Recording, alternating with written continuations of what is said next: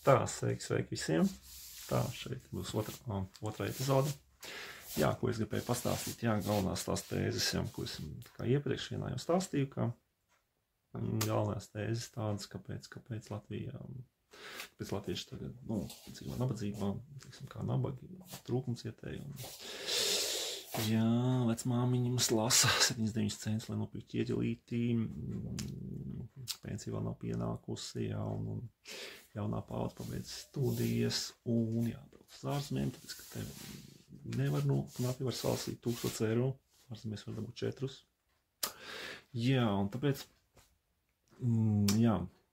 kāpēc mums tāda situācija?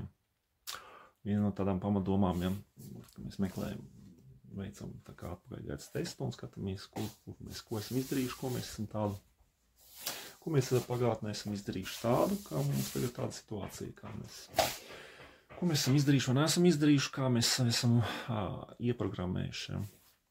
Līdz ar to mēs varam skatīties viens moments, kas nav īsti izanalizēts, līdz galam, pati okupācija, padomju okupācija, kas 40. gadā notika.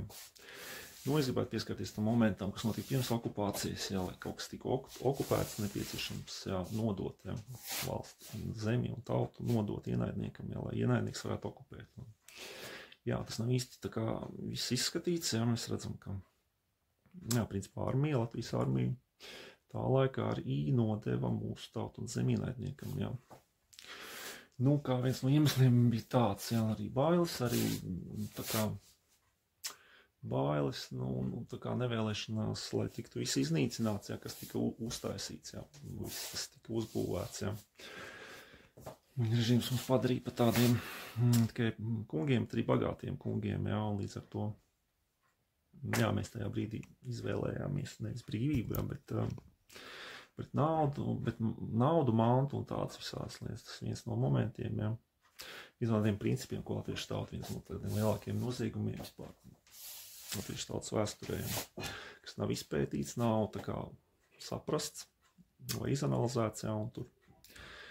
Un tās atslēgas šeit, tās atslēgas jāmeklē pagātnē, ka tagad, vai mēs esam to nožēlojuši, vai mēs esam tur sapratuši, ka esam nodevuši mūsu zemi un tautu, nekur to neesmu dzirdējis, tur tā lieta, ko mēs varētu paskatīties dziļāk, Tā es jums iedevu kaut kādu lietu, par ko runāt, un to labi nākamajā video. Čau visiem!